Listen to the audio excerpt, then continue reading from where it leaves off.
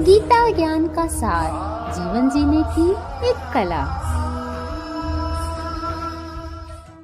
दोस्तों, आज के इस वीडियो में हम देखेंगे त्र्यंबकेश्वर ज्योतिर्लिंग की कहानी और यह कैसे अवतरित हुए।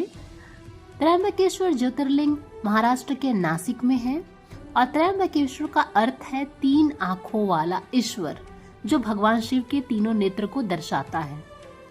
कथा के अनुसार गौतम ऋषि और उनकी पत्नी अहिल्या नासिक के पास स्थित ब्रह्मगिरी पर्वत पर निवास करते थे। वे अपने तप और सच्चे धर्म पालन के लिए प्रसिद्ध थे। एक समय क्षेत्र में भयंकर अकाल पड़ा, जिससे लोग और पशु सभी कष्ट में थे। गौतम ऋषि ने अपनी तपस्या और प्रार्थना से इंद्रदेव को प्रसन्न किया और उनसे कृपा कर वर्षा करने की विनती की। इंद्रदेव ने गौतम ऋषि की प्रार्थना सुन ली और वर्षा की, जिससे अकाल समाप्त हो गया। इसके बाद गौतम ऋषि ने अपने आश्रम में एक यज्ञ का आयोजन किया। इस यज्ञ के जरिए उन्होंने जल की आवश्यकता थी, लेकिन ब्रह्मगिरी पर्वत पर जल स्रोत नहीं था। तब गौतम ऋषि ने भगवान शिव की आराधना की और उनसे जल प्राप्त करने की प्रार्थना की।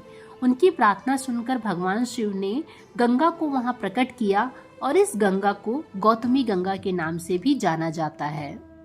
कुछ समय के बाद संत गौतम ऋषि की प्रशंसा से लोग ईर्ष्या करने लगे।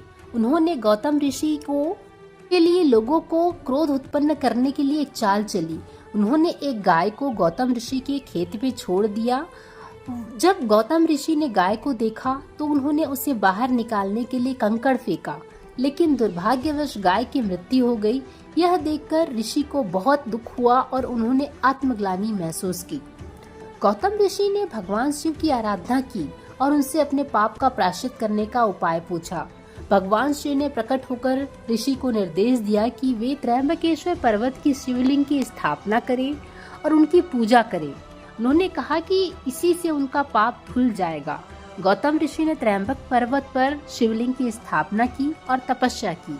भगवान शिव ने उन्हें दर्शन दिए और कहा कि जो भी इस स्थल पर श्रद्धा से पूजा करेगा, उसके सारे पाप धुल जाएंगे। इसी कारण इसे त्र्यंबकेश्वर ज्योतिर्लिंग कहा जाता है और यहाँ पर भगवान शिव को तीनों लोगों का ईश्वर माना जाता है। उनके तीनों नेत्र की यहाँ पर पूजा होती है।